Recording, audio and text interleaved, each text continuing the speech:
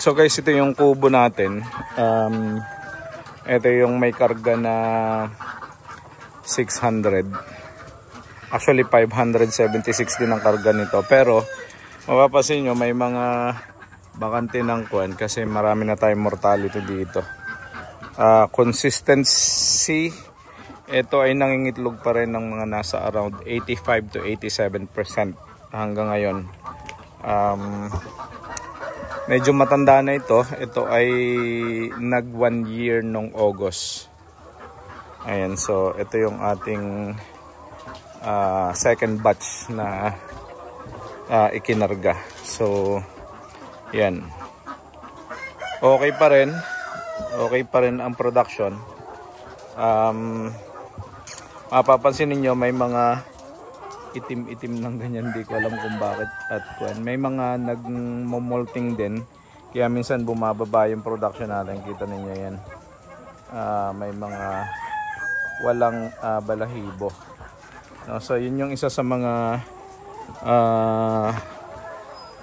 process na dinadaanan ng ating mga RTL para sa mga nagtatanong, no. So nagmo-molting sila. Pag nagmo-molting sila, nagpapalit sila ng balahibo, nawawala ng balahibo. Di yan nagkakaroon ng konting pagbaba ng production. Kasi yan katulad nito, yung mga yan. So mapapansin niyo dun sa tapat niya wala halos masyadong pakain itlog. Ayan, so nagmolting yan. Ang problema natin is hindi masyado pantay yung ating painuman. So guys, maganda tong ganitong klase ng painuman, yung tinatawag nating open pipe, open drinker. Ang problema lang yan guys, pagka yung hindi level yung inyong painuman katulad nito, so hindi level yan, puno dito sa dulo, tapos dito kundi na lang, tapos marami ang painom. Ang problema, umaapaw dito ngayon napupunta sa kakainan. So hindi makakain ngayon ang ating mga manok dahil basa ang pakain. So mamaya lilinisin yan, tapos sasabihin ko i-level itong ating painuman kasi hindi maganda yung ganyan. Sayang na yung pagkain, at the same time nabubulukan tayo diyan. So dapat yung ganyan ay na-address agad natin. So katulad nito guys, kung hindi pantay, ayan o, basa ang pakain. Pag basa ang pakain, hindi makakain ng ating mga manok. Sayang, diba? Tapos i-adjust na natin itong dalawa na ito, ililipat na natin doon para ang pakain hanggang dito na lang, para hindi siya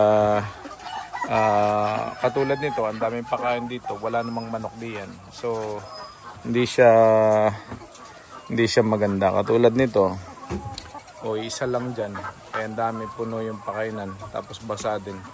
So ito yung problema natin, kailangan natin i-address yan. So ayusin natin yan mamaya pag dumating si Kuya Ray, papaayos natin yan.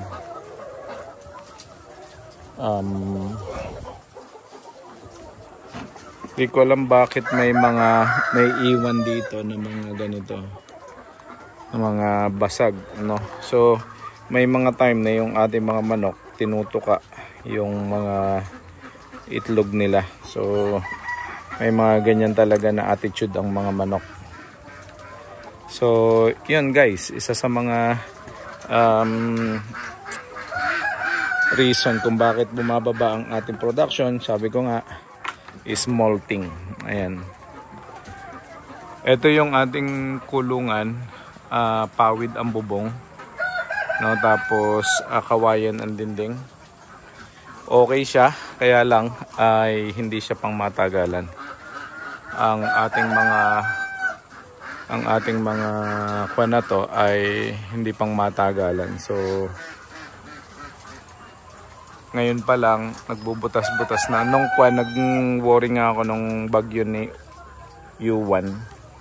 Parang nag-worry ako kasi baka baka malipad ng hangin. Kasi ang mga pawid ngayon hindi na siya katulad dati na makakapal at magaganda yung pagkapawid. Ngayon manipis na lang siya. Tapos last year lang yan ipinagawa, August. Ngayon ay October pa lang, may isang taon pa lang, pero parang kailangan na siyang palitan.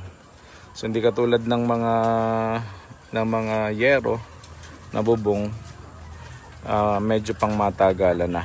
So yun yung difference, no? So kaya dapat ay ang gagawin talaga natin ay ang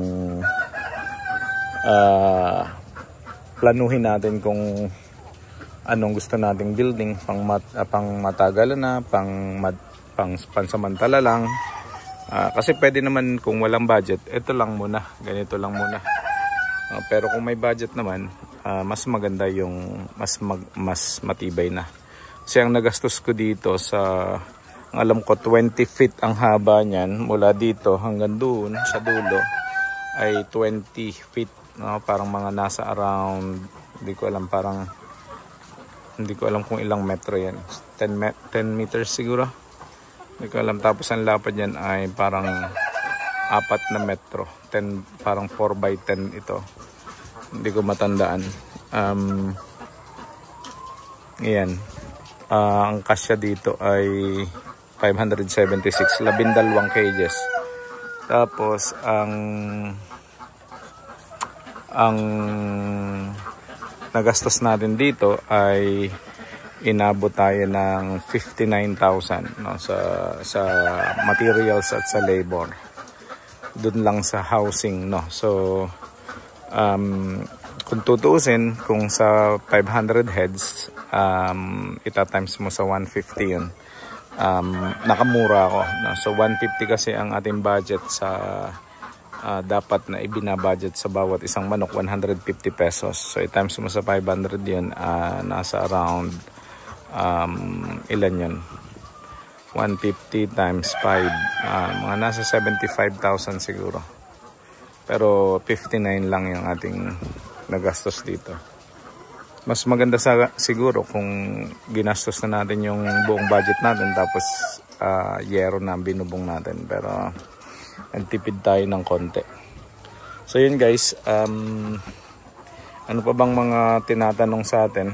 Mabaho ba yung ating kulungan? So meron tayong ito, tapos mayroong dalawa doon na batches.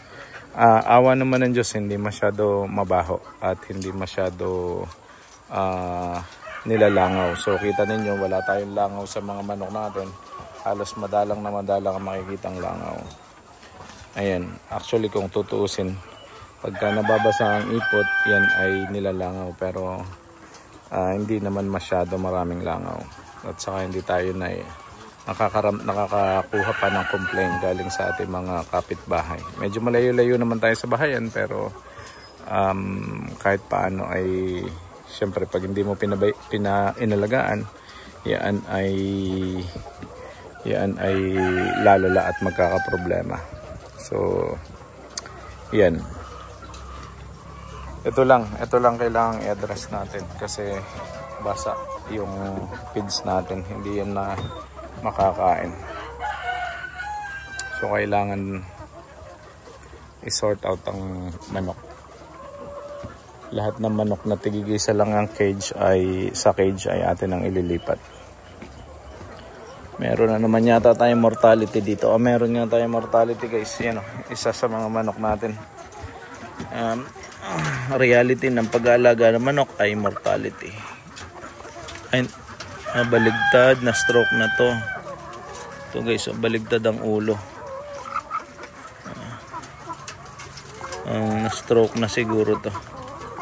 Baligtad ang buhay pa naman. Nakalaki mortality na. Papatanggal na siguro natin yan maya at ating ipapagamot. Ayan. Medyo na stroke siguro yan. Kita ninyo, balingag ang lieg. So yan ang isa sa mga natin. yung mga nahihinaan ng loob, sabihin ay namamatayan, okay lang yan, kasama sa laban yan. Eto, meron na namang isa dito na natutulog lang pala.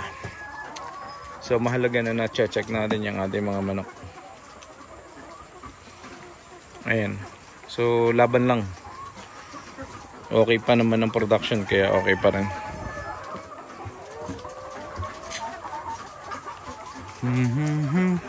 Okay guys, yun lang. Maraming salamat. Kung kayo may mga tanong pa, let me know na kung